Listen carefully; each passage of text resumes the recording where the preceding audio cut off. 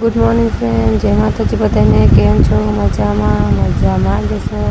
તો ચાલો, આપણે સવારમાં ઉઠી ગયા છીએ અને હવે હું તમને અહીંનું લોકેશન બતાવું છું. તો જોઈ લો, આ છે અહીંનું લોકેશન. જે આ જે હવનકુંડ દેખાય છે ત્યાં હવન કરવાનો છે અને જે પાછળ તલાવ છે અને મસ્ત ઠંડો પવન આવે છે અને મસ્ત કાનું એવું વ્યૂ છે.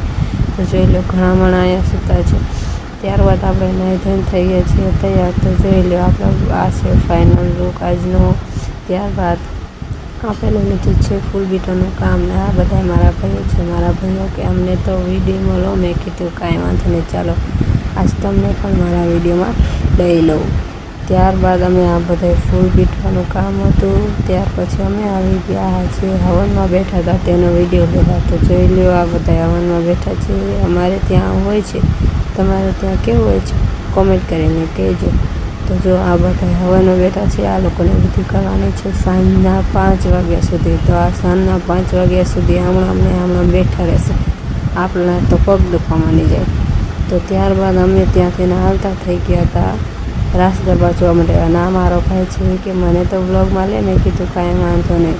ત્યારબાદ અમે આવી ગયા હતા રાસ ગરબા જોવા. તો જોઈ લો, આ છે આજના રાસ ગરબા. અહીંયા રાખેલા હતા, ઘણા બધા લોકો રમતા હતા પણ અમે ન.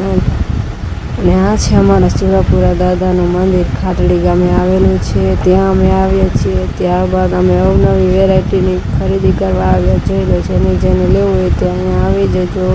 હોમ ડેકોર માટે ફૂલ કેટલા બધા હતા, અકલકામ ન કરે. અમે તો લીધા, તમારે લેવા હોય તો આવી જજો. ત્યારબાદ આપણે આવી ગયા સાડીની ખરીદી કરવા. ત્યારબાદ આપણે ખાઈ લીધી ગુલ્ફી, કેમ કે તડકો બહુ જ હતો.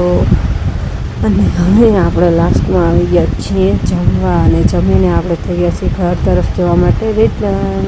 તમને મારો વિડીયો સારો લાગ્યો હોય તો લાઈક, શેર અને સબસ્ક્રાઈબ જરૂર